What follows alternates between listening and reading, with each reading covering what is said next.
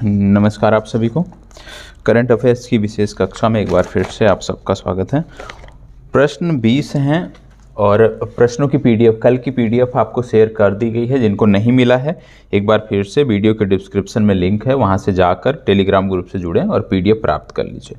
ठीक है, जितनी भी कक्षाएं इन दिनों लगातार हो रही हैं पिछले एक सप्ताह से, सभी की पीडीएफ वहाँ पर आपको मिल जा रही है। साथ ही साथ जैसे आप बोलते थे कि प्रश्न के उत्तर भी साथ साथ दिए हों तो पीडीएफ में उत्तर भी अंकित किए होते हैं, तो आपको रिवीजन के लिए इससे सुविधा होगी, तो इसको सुरक्षित कर अपने पास अवश्य रखें। ठीक है, चलिए एक एक करके प्रश्नों की शुरुआत करते हैं। प्रत्येक दिन की तरह आज भी प्रश्नों की जो कुल संख्या है वो 20 है। 20 प्रश्नों का अध्ययन हम 20 से 25 मिनट में करने वाले हैं। तो अगले 20 से 25 मिनट आपके लिए निर्णायक हैं, महत्वपूर्ण हैं, तो चीज़ों को ध्यान से लेकर चलना है। ठीक है, चलिए पहला प्रश्न ध्यान से पढ़ना है। कोई भी प्रश्न हो कम से कम 2 बार पढ़ना है। 2 बार पढ़ने के बाद उसके बाद ही उत्तरों पर जाना है। ठीक है, ऐसा नहीं कि एक बार पढ़े तुरंत उत्तरों पर चले गए। 2 बार प्रश्न को पढ़िए, उसके बाद उत्तर पर जाइए।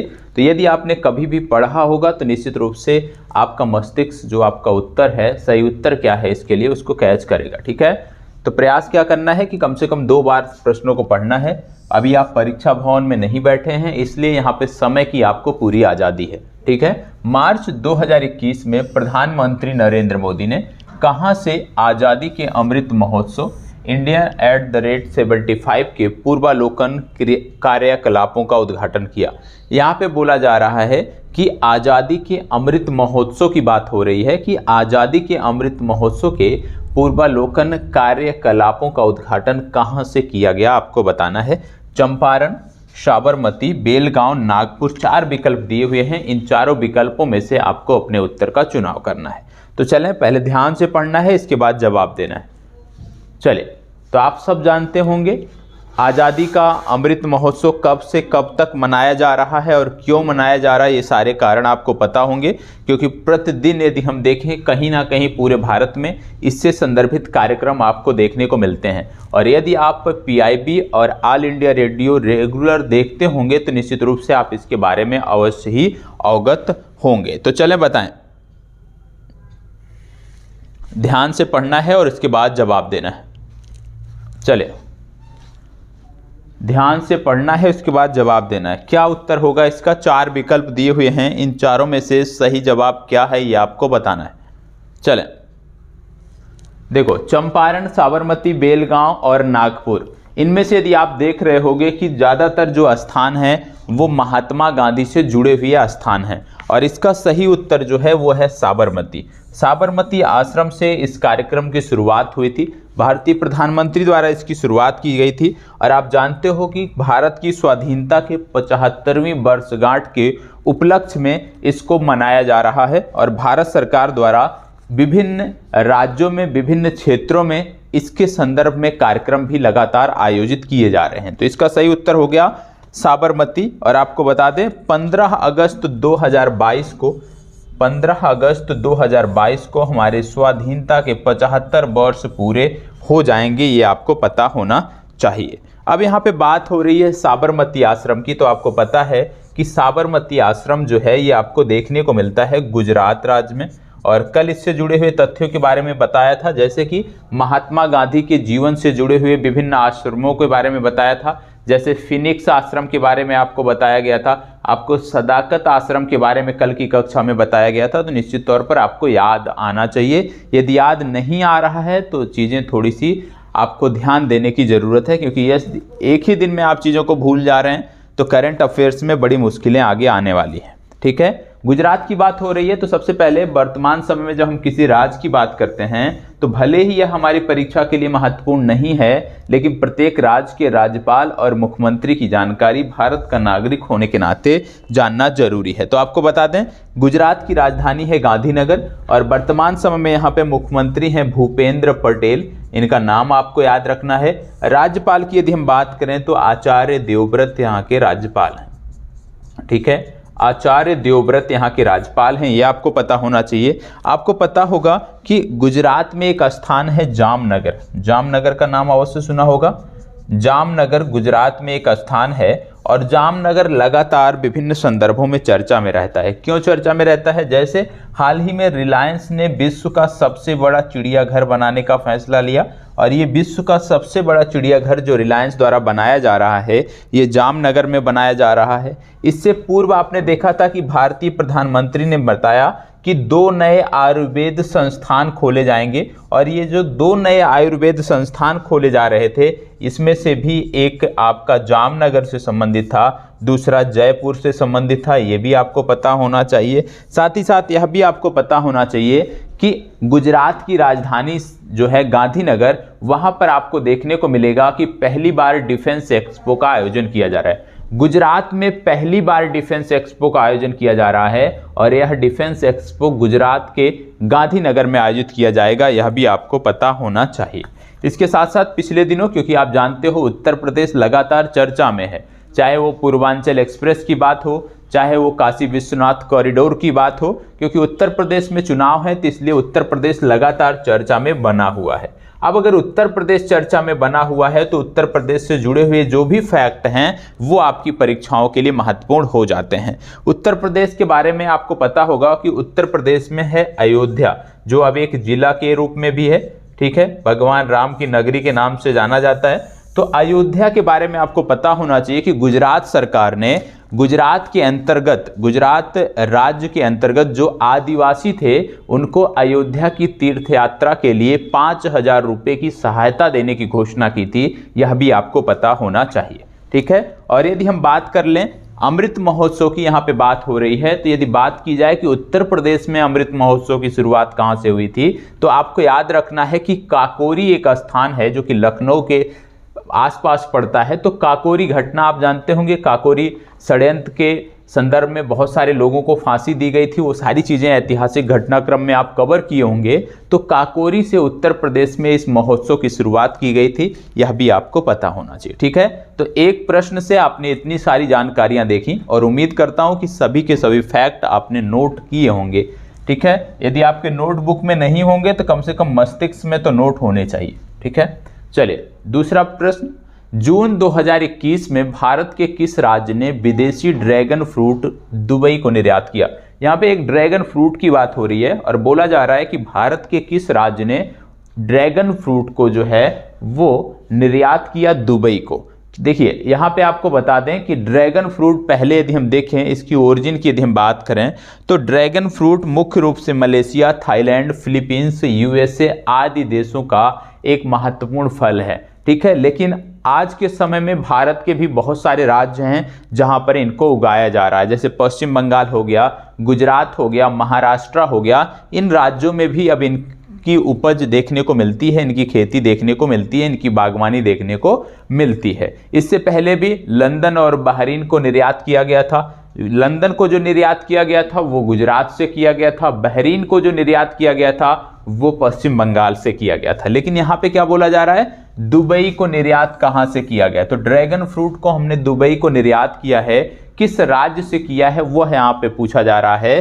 4 राज्यों के नाम दिए हुए हैं, महाराष्ट्र, गुजरात, हरियाणा, उत्तर प्रदेश। गुजरात के बारे में मैंने अभी आपको बता दिया कि गुजरात से ड्रैगन फ्रूट निर्यात तो किया गया था, लेकिन कहाँ को किया गया था? गुजरात से लंदन को किया गया था और पश्चिम बंगाल से किया गया था बहरीन को, ठीक है। ये आपको पता होना चाहिए। अब दुबई कहाँ से निर्यात किया गया दुबई को? तो इसका सही जवाब है महाराष्ट्र।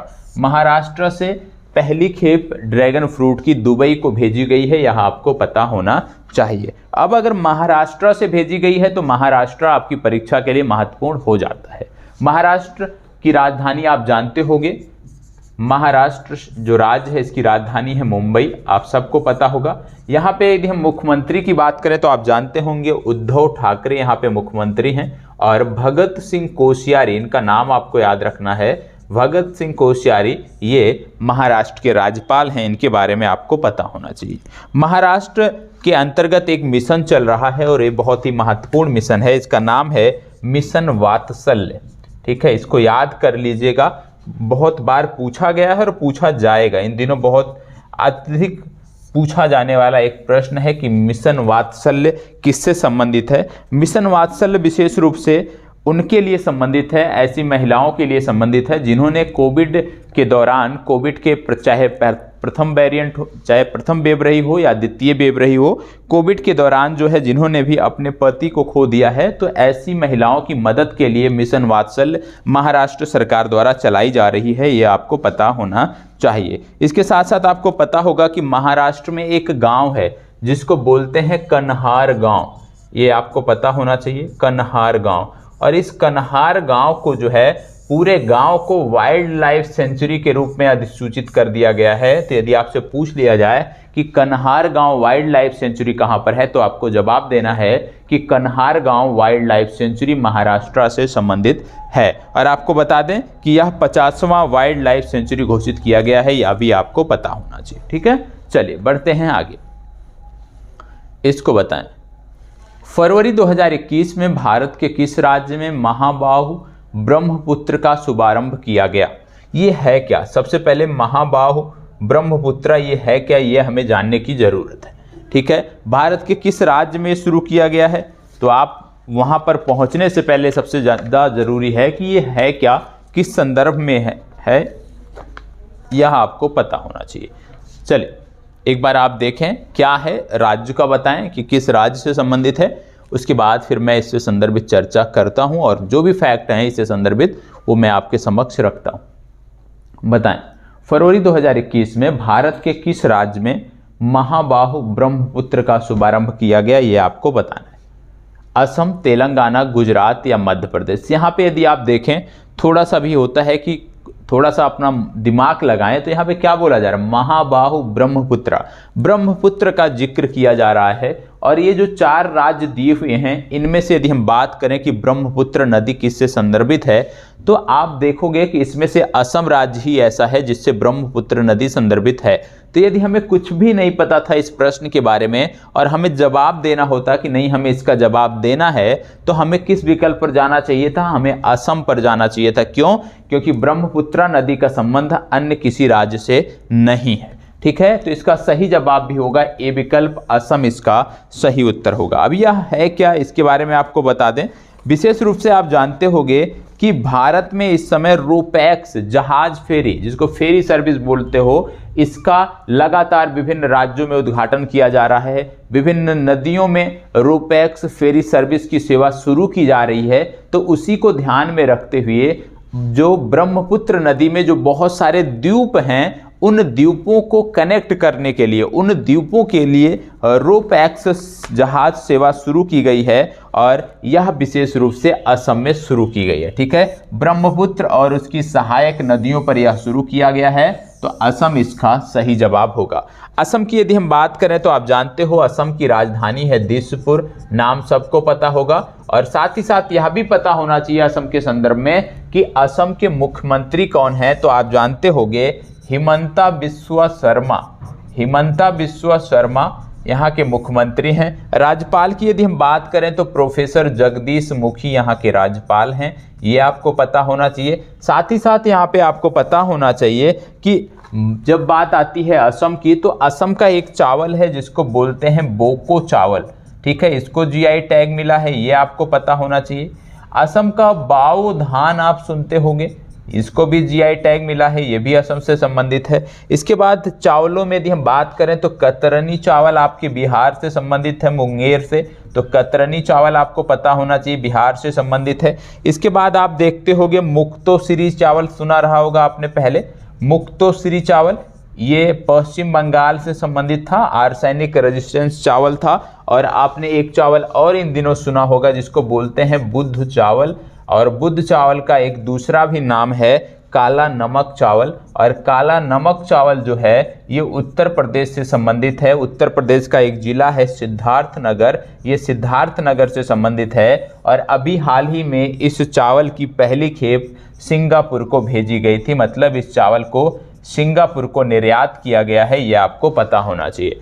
तो जो भी इस समय जीआई टैग हैं, जीआई टैग जो दिए जा रहे हैं, वो जीआई टैग आपकी परीक्षा के लिए महत्वपूर्ण हैं। जीआई टैग आपको पता होने चाहिए। साथ ही साथ जीआई टैग के साथ साथ जो भी इस तरह के हम निर्यात कर रहे हैं, जो भी हम खाद्यान्नों का निर्यात कर रहे हैं, उनके बारे में आपको जानकारी अवश्य होनी चाहिए। ठीक है, इसके साथ साथ आपको यह भी पता होगा असम में एक रेड राइस भी आता है। रेड राइस को भी जीआई टैग दिया गया है और रेड राइस को पहली बार यूएसए को निर्यात किया गया है, यह भी आपको पता होना चाहिए। तो यदि आपसे प्रश्न बन जाए कि बुद्ध चावल किस राज्य से संबंधित है, उत्तर प्रदेश, रेड राइस किस राज्य से संबंधित है, आपको बताना है कि रेड राइस संबंधित है आपके असम से। यदि आपसे पूछ लिया जाए मुक्तोश्री चावल कहाँ से संबंधित है, पश्चिम बंगाल, जवाब देना है। कतरनी चावल कहाँ से संदर्भित है, बिहार, जवाब देना है। बोको चावल और बाओ धान ये दोनों असम से संबंधित हैं, ये आपको पता होने चाहिए। ठीक है, अब यहाँ पे बात हो रही थी क्रूज सर्विस की, फेरी सर्विस की। तो आप जानते हो कि एक फेरी सर्विस इन दिनों और चर्चा में है, जिसको बोलते थे आप कि रविदास घाट पड़ता है वाराणसी में। ये रविदास घाट को चुनार फोर्ट से जोड़ती है और रविदास घाट को चुनार फोर्ट से जो जोड़ने वाली फेरी है, ये शुरू हुई है कहाँ पे, क्योंकि ये दोनों स्थान पड़ते हैं उत्तर प्रदेश में। एक पड़ता है वाराणसी जिले में, एक पड़ता है मिर्जापुर जिले में। तो वाराणसी जिले के संत रविदास घाट, जो कि काशी विश्वनाथ मंदिर के समीप है, गंगा नदी के किनारे है, उसको चुनार फोर्ट से जोड़ने के लिए एक क्रूज सेवा शुरू की गई है। इसका नाम है अलकनंदा क्रूज सेवा, यह भी आपको पता होना चाहिए। तो इस तरह से जो भी क्रूज सेवा शुरू हो रही है भारत के विभिन्न राज्यों में, विभिन्न नदियों पर, उसके बारे में आपको जानकारी होनी चाहिए। चलिए इसको बताएं। जून 2021 में किस राज्य सरकार ने अपने सभी जिलों में निवेश संवर्धन एजेंसी स्थापित करने की घोषणा की? निवेश संबंधी एजेंसी स्थापित करने की घोषणा किसने की है? Odisha, Rajasthan, Uttar Pradesh power finance corporation या इनमें से कोई नहीं। निवेश संवर्धन एजेंसी कौन सा ऐसा राज्य है जो अपने सभी जिलों में स्थापित करना चाहता है? उसके लिए इन्होंने कदम बढ़ा दिए हैं और प्रारंभ में इन्होंने 3 जिलों का चयन किया है और आने वाले समय में इसको बढ़ाकर, मतलब 22 मार्च 2022 तक की तिथि रखी गई है कि मार्च 2022 तक इसका विस्तार राज्य के सभी जिलों में हो जाएगा। अभी सिर्फ 3 जिलों में शुरुआत की गई है। कौन कौन से? पहला है गंजम जिला, ठीक है, दूसरा है सुंदरगढ़ जिला और तीसरा आपका जो इसमें आता है वो आता है जगत सिंहपुर जिला। तो जगतपुर सिंह जिला और सुंदरगढ़ जिला और गंजम जिला, इन 3 जिलों में शुरुआत की गई है। अब आपको इतना तो पता होना चाहिए कि ये तीनों जिले किस राज्य से संबंधित हैं। ये तीनों के तीनों जिले संबंधित हैं ओडिशा से। तो इसका सही जवाब क्या हो जाएगा? ओडिशा इसका सही जवाब हो जाएगा।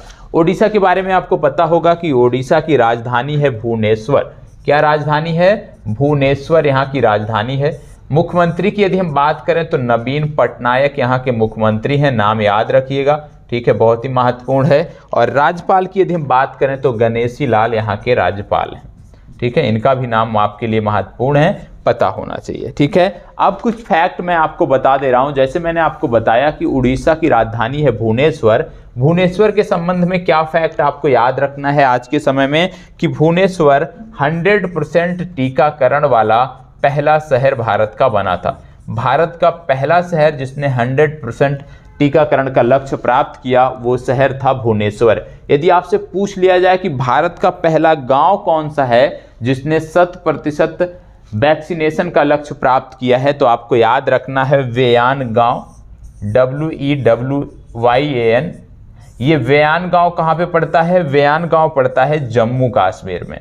यदि आपसे पूछ लिया जाए कि 100% नागरिकों को फर्स्ट डोज देने वाला यूनियन टेरिटरी कौन है, तो आपको बताना है कि अपने नागरिकों को 100%, मतलब अपने 100% नागरिकों को वैक्सीन की पहली डोज देने वाली यूनियन टेरिटरी जो है वो है लद्दाख। तो 3 फैक्ट आपको याद रखना है कि 100% टीकाकरण का लक्ष्य प्राप्त करने वाला जो शहर है वो है भुवनेश्वर। 100% टीकाकरण का लक्ष्य प्राप्त करने वाला गांव जो है वो है वेयान गांव, जम्मू कश्मीर।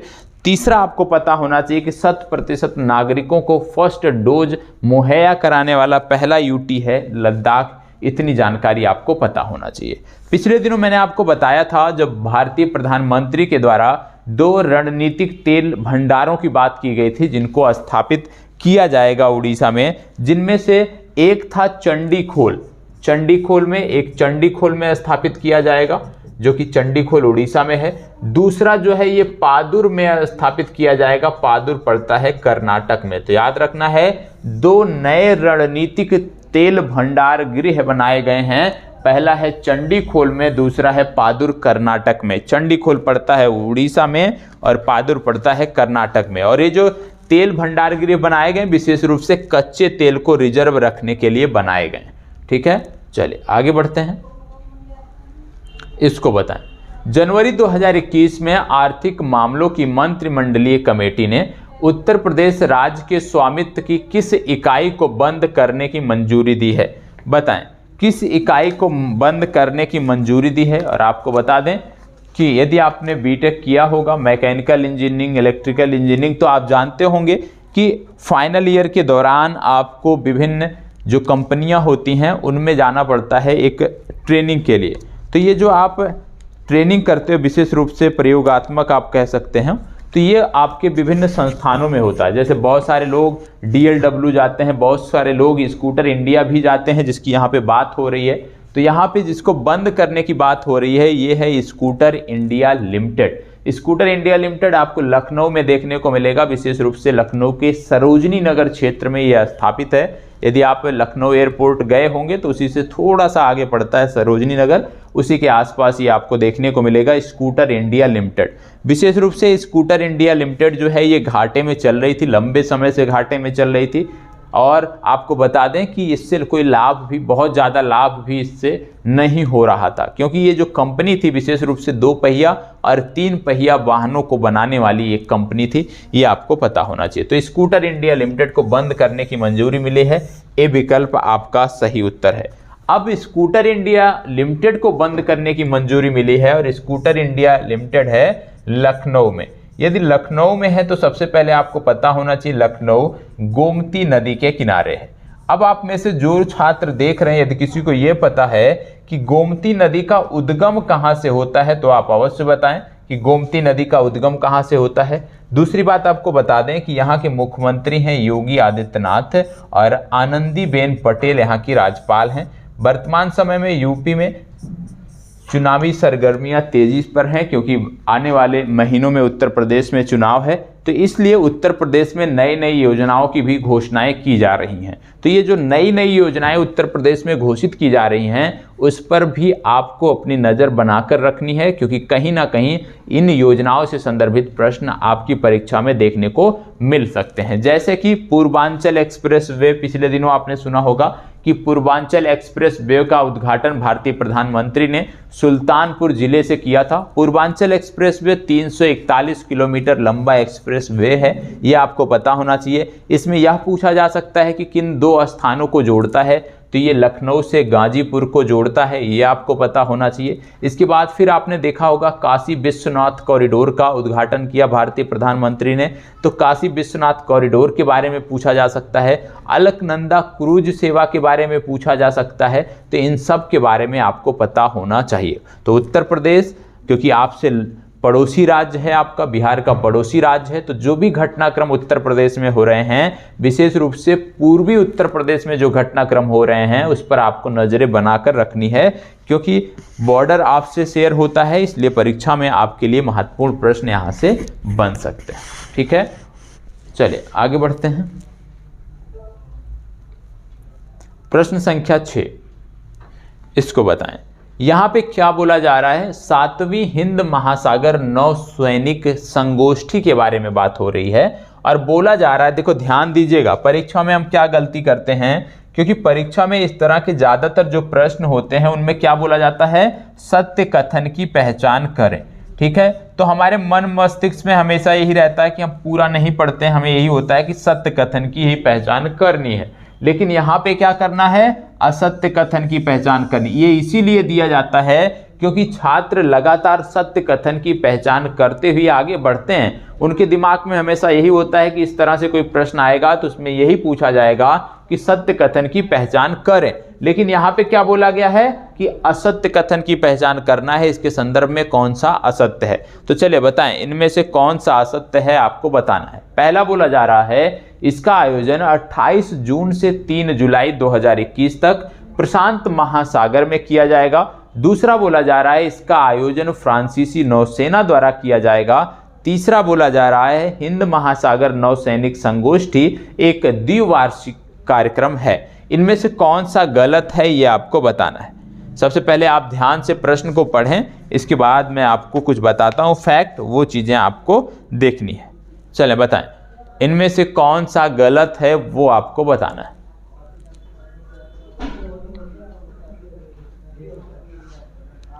देखो सबसे पहली बात, नाम क्या है, हिंद महासागर नौसैनिक संगोष्ठी, मतलब कि ये जो है संदर्भित है कहीं ना कहीं ये हिंद महासागर से संबंधित है। तो कहने का मतलब है कि जो इसमें पहला कथन है कि इसका आयोजन 28 से 3 जुलाई तक, ठीक है, 2021 तक प्रशांत महासागर में किया गया, ये गलत है। क्योंकि इसका जो आयोजन था वो 28 से लेकर 1 जुलाई तक किया गया था और हिंद महासागर क्षेत्र में किया गया था। तो इसका तो पहला कथन आपका गलत हो जाता है। दूसरा है इसका आयोजन फ्रांसीसी नौसेना द्वारा किया गया। जी हाँ, फ्रांसीसी नौसेना द्वारा किया गया। हिंद महासागर नौसैनिक संगोष्ठी एक द्विवार्षिक कार्यक्रम है। जी हाँ, एक द्विवार्षिक कार्यक्रम है। तो 2 और 3 आपके सही हैं, मतलब डी विकल्प आपका सही उत्तर है। एक आपने द्वीप सुना होगा, इसका नाम आपने कई बार सुना होगा, ला रीयूनियन, ठीक है, ला रीयूनियन द्वीप आपने सुना होगा। विशेष रूप से फ्रांस के अधीन है और यह मेडागास्कर और मॉरिशस के बीच में आपको देखने को मिल जाएगा। यहीं पर इस संगोष्ठी का आयोजन किया गया था, यह आपको पता होना चाहिए। ठीक है, चलिए इसको बताएं। निम्नलिखित में से किसने महात्मा गांधी को मरणोपरांत अमेरिका के सर्वोच्च नागरिक सम्मान कांग्रेशनल गोल्ड मेडल से सम्मानित करने का प्रस्ताव अमेरिकी प्रतिनिधि सभा में प्रस्तुत किया है? इनमें से किसके द्वारा यह प्रस्ताव लाया गया है, यह आपको बताना है। चलें कि महात्मा गांधी को मरणोपरांत अमेरिका का सर्वोच्च नागरिक सम्मान दिया जाए, यह प्रयास किसने किया है, किसने इसकी मांग उठाई है, यह आपको बताना है।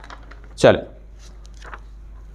निक्की हेली, कैरोलिन मेलोनी, कमला हैरिस या हेली स्टीवंस, किसके द्वारा किया गया है? इन 4 नामों में से आपको बताना है।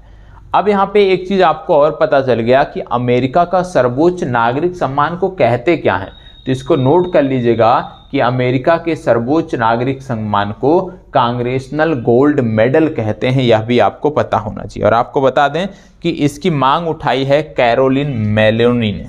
बी विकल्प आपका सही उत्तर है, इन्हीं के द्वारा यह मांग उठाई गई है। इससे पहले भी यदि हम बात करें अमेरिका के सर्वोच्च नागरिक सम्मान की, तो नेल्सन मंडेला को मिल चुका है। नेल्सन मंडेला आप जानते हो कि अफ्रीका में इन्होंने रंग भेद को लेकर आवाज़ उठाई थी।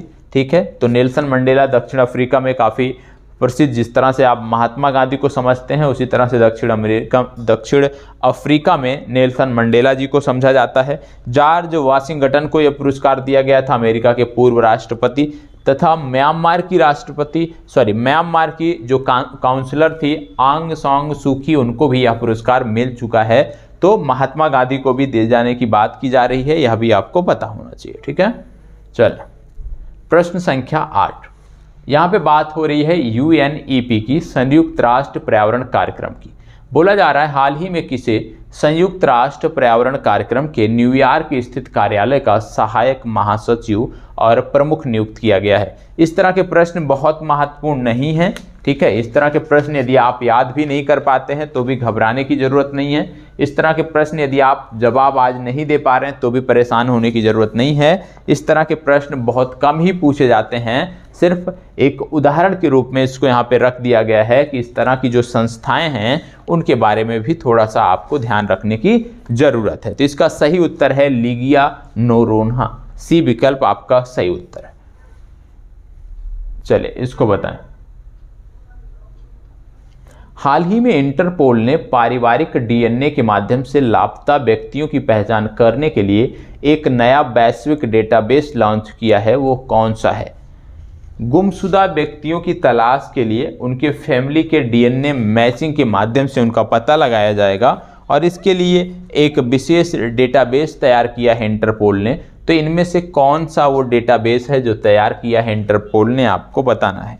इंटरपोल आप जानते होंगे अंतर्राष्ट्रीय जांच एजेंसी है। इसका हेडक्वार्टर आपको लियोन में देखने को मिलेगा और लियोन जो शहर है ये फ्रांस का एक शहर है, यहीं पर आपको इसका हेडक्वार्टर देखने को मिलेगा। जैसे मैंने बोला लियोन जो है एक शहर है फ्रांस का जहां पर इंटरपोल का हेडक्वार्टर है। तुरंत आपको याद आना चाहिए कि एक खिलाड़ी भी हैं इसी नाम के मिलते जुलते, जिनका नाम है लियोनेल मेसी। लियोनेल मेसी जो है पूछा जा सकता है कि किस खेल से जुड़े हैं, तो सबसे पहले आपको पता होना चाहिए कि ये एक फुटबॉलर हैं। ठीक है, यदि आपसे पूछ लिया जाए लियोनेल मेसी किस देश के लिए खेलते हैं तो आपको पता होगा कि ये अर्जेंटीना के लिए खेलते हैं। ठीक है, तो इस तरह से चीज़ों को जहां भी हो सके, संभव हो सके, लिंक करने का प्रयास किया करें, शब्दों से लिंक करने का प्रयास किया करें, चीज़ें आपकी और बेहतर होती जाएंगी। चलिए बताएं, पारिवारिक डीएनए मिलान के माध्यम से लापता व्यक्तियों की पहचान करने के लिए जो वैश्विक डेटाबेस तैयार किया गया है इंटरपोल द्वारा, उसका नाम है आई फैमिलिया। ठीक है, तो आई फैमिलिया ये विकल्प आपको सही टिक करना था। ठीक है, चलिए आगे बढ़ते हैं। प्रश्न संख्या 10, हाल ही में क्रिटिकल रेस थ्योरी चर्चा का विषय बना हुआ है। निम्नलिखित में से कौन सा देश इससे संबंधित है? इन दिनों लगातार ये चर्चा में है और बहुत ही महत्वपूर्ण संदर्भ में है। यदि आप समाचार पत्र पढ़ते होंगे तो निश्चित रूप से संपादकीय लेखन में इसकी चर्चा अवश्य देखने को इन दिनों मिल रही है। बताएं, हाल ही में क्रिटिकल रेस थ्योरी चर्चा का विषय बना हुआ है। निम्नलिखित में से कौन सा देश इनसे संबंधित है? देखो, क्रिटिकल रेस थ्योरी या सीआरटी एक थ्योरी है जिसके माध्यम से अमेरिका में अलग अलग नस्लों के जो लोग हैं उनको एक दूसरे के प्रति सम्मान करना बताया जाता है, एक दूसरे को सम्मान करने की बात की जाती है। ठीक है, लेकिन विरोध का कारण क्या है? विरोध का कारण यह है कि सीआरटी के अंतर्गत ऐसा बताया जाता है, ऐसा वहाँ के लोगों का मानना है जो विरोध कर रहे हैं, कि वहाँ पे बताया जाता है कि जो लोग वाइट जो पीपल हैं अमेरिका में, उनको जो है इसमें बोला जाता है कि वो ब्लैक के दुश्मन है। मतलब गोरे नस्ल को शत्रु की तरह प्रस्तुत किया गया है सीआरटी में, जिसके चलते इसका विरोध किया जा रहा है और नस्ल भेदभाव को बढ़ावा देता है यह। इसके माध्यम से जो विरोध प्रदर्शन कर रहे हैं उनका यह भी मानना है कि सीआरटी जो है कहीं ना कहीं नस्ल भेदभाव को बढ़ावा देता है, गोरों के प्रति जो ब्लैक पीपल हैं वहाँ के, उनको आप कह सकते हो कि उकसाने का प्रयास करता है, जिससे कि हिंसा अक्सर अमेरिका में देखने को मिलती है और नस्लवाद की ये जो पीढ़ी है, ये लगातार जो गैप है इसमें, ये लगातार बढ़ता जा रहा है। तो सीआरटी का संबंध अमेरिका से है, ये विकल्प आपका सही उत्तर है। इसको बताएं, मार्च 2021 में बहुत ही महत्वपूर्ण है। मार्च 2021 में भारत के राष्ट्रपति द्वारा गर्भ में चिकित्सीय समापन अधिनियम 2021 को मंजूरी दी है। यह किस अधिनियम को संशोधित करता है? राष्ट्रपति की मंजूरी मिल गई है इस अधिनियम को और ये विवादों में भी था, ये चर्चा में भी था, पूरे देश में इस पे बहस छिड़ी हुई थी। तो आपको बताना है कि किस अधिनियम को ये संशोधित करता है। पहला है चिकित्सीय समापन अधिनियम 1971, दूसरा है चिकित्सीय समापन अधिनियम 1972, तीसरा है चिकित्सीय समापन अधिनियम 1980 और चौथा है इनमें से कोई नहीं। तो इनमें से किसके अंतर्गत इसकी मंजूरी मिली है ये आपको बताना है। अच्छा प्रश्न है, ध्यान से इसको देखना है और आगे इसको कन्वे करना है। बताएं,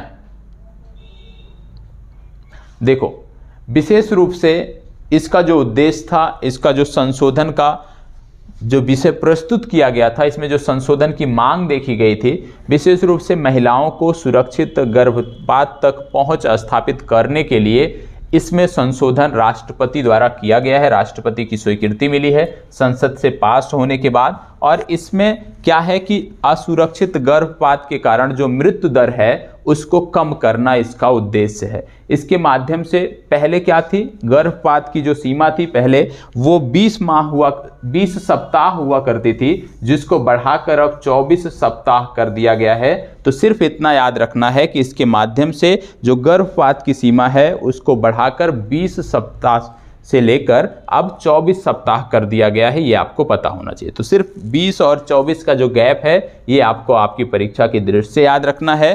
किस अधिनियम के माध्यम से हुआ है, तो गर्भ का चिकित्सीय समापन अधिनियम 1971 में संशोधन किया गया है और उसी के माध्यम से ये सीमा बढ़ाई गई है, यह आपको पता होना चाहिए। ठीक है, चलिए आगे बढ़ते हैं,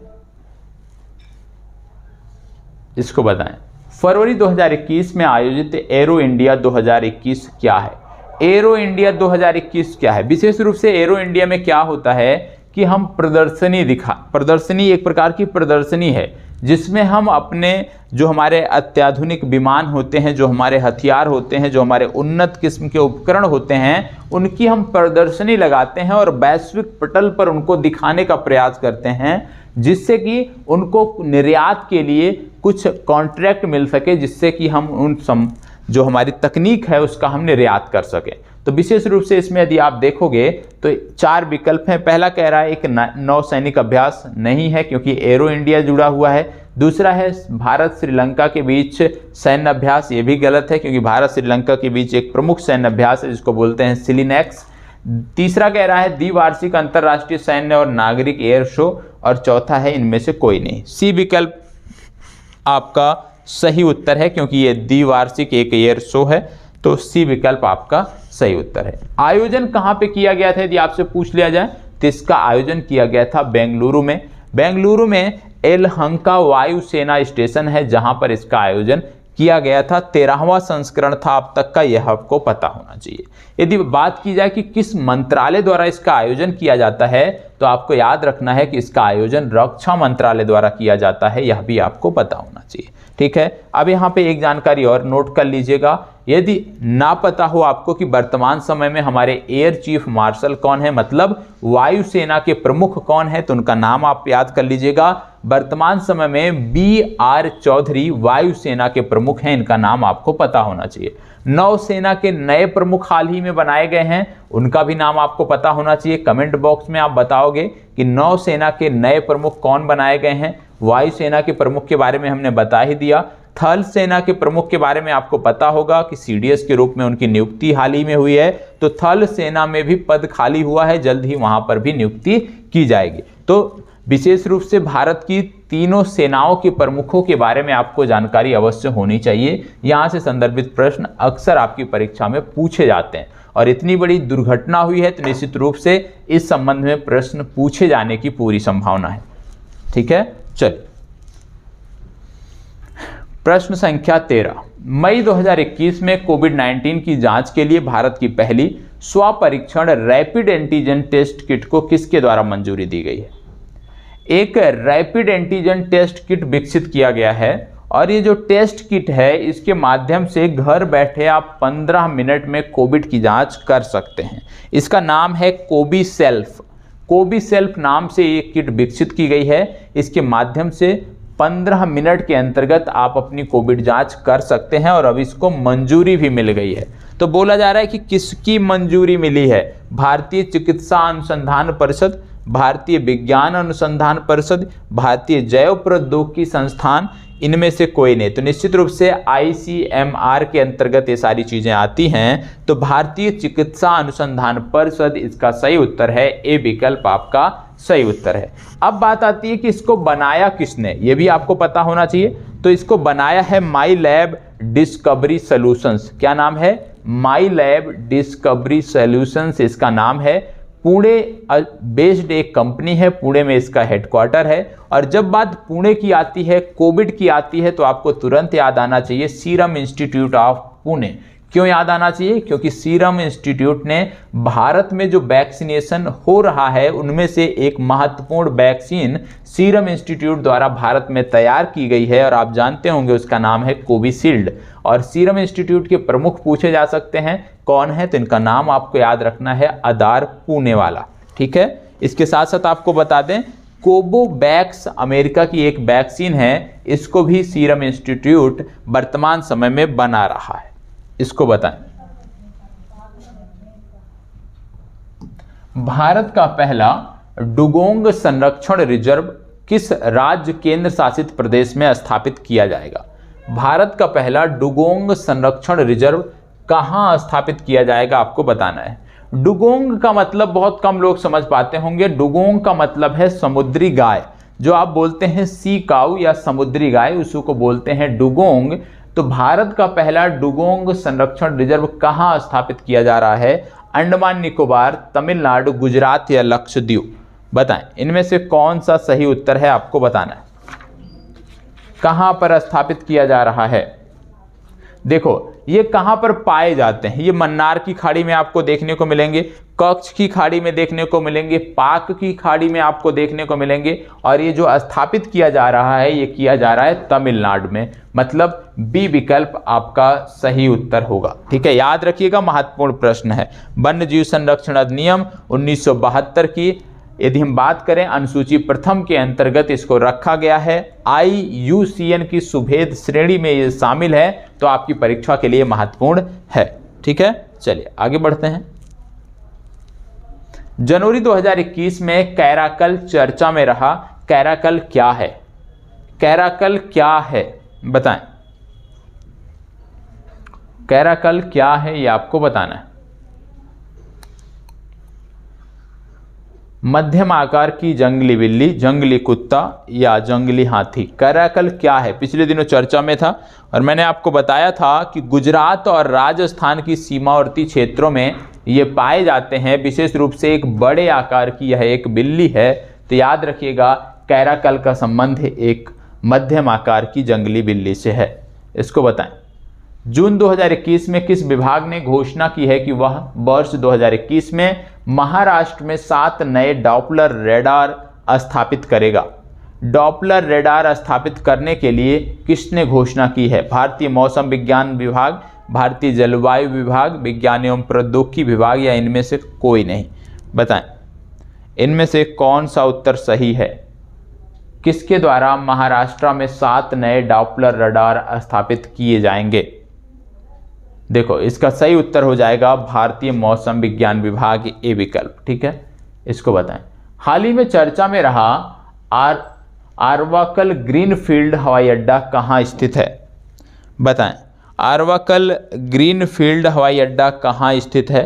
आंध्र प्रदेश के कुर्नूल जिले में, छत्तीसगढ़ के बस्तर में, महाराष्ट्र के पुणे में या इनमें से कोई नहीं? ये हवाई अड्डा आपको कहाँ देखने को मिलेगा? आपने नाम सुना होगा कुर्नूल हवाई अड्डा। ठीक है, कुर्नूल हवाई अड्डा का ही दूसरा नाम है ये, क्योंकि ये आंध्र प्रदेश का 6वां हवाई अड्डा है और सबसे नवीनतम हवाई अड्डा है आंध्र प्रदेश का। तो ए विकल्प इसका सही उत्तर है। ठीक है, ए विकल्प इसका सही उत्तर है। इसको बताएं। विश्व का पहला डिजिटल सॉल्यूशंस एक्सचेंज क्लाउड गोकाडल मार्च 2021 में कहां पर लॉन्च किया गया?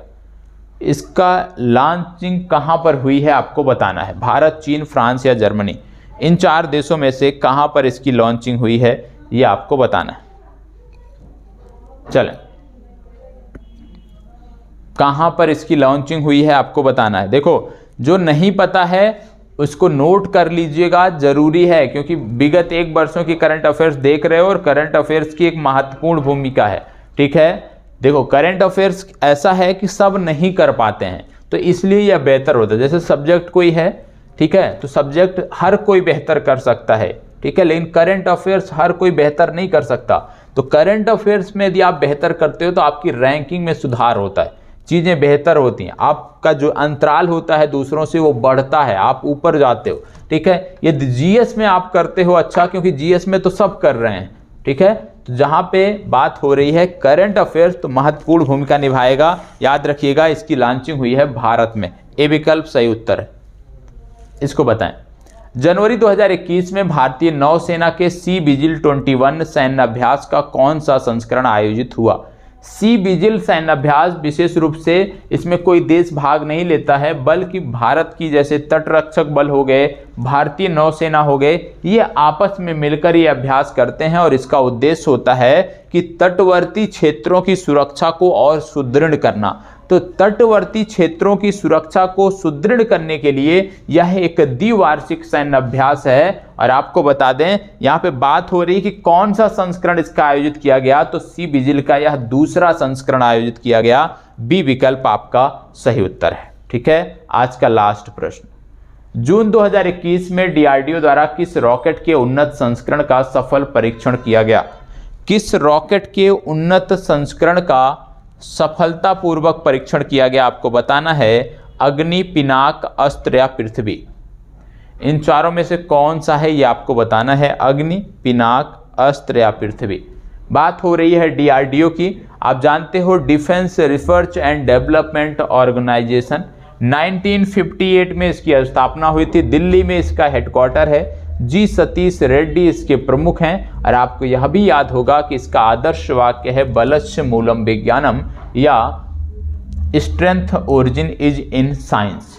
ठीक है, और आपको बता दें कि इसका सही उत्तर है पिनाक।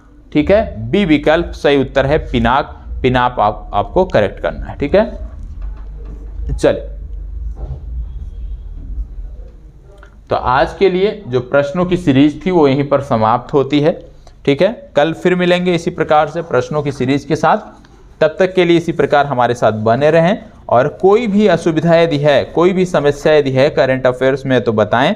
करंट अफेयर्स के लिए मैंने आपको आश्वासन दिया है, भरोसा दिलाया कि आपको परेशान होने की जरूरत नहीं है। तो करंट अफेयर्स को छोड़कर आप अन्य पक्षों पर ध्यान दीजिए।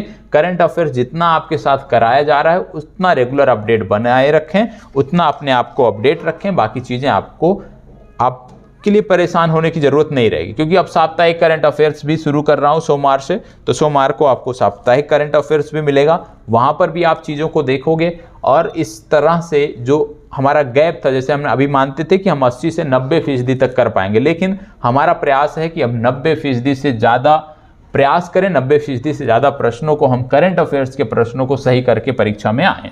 ठीक है, चलिए, धन्यवाद, बहुत बहुत आभार।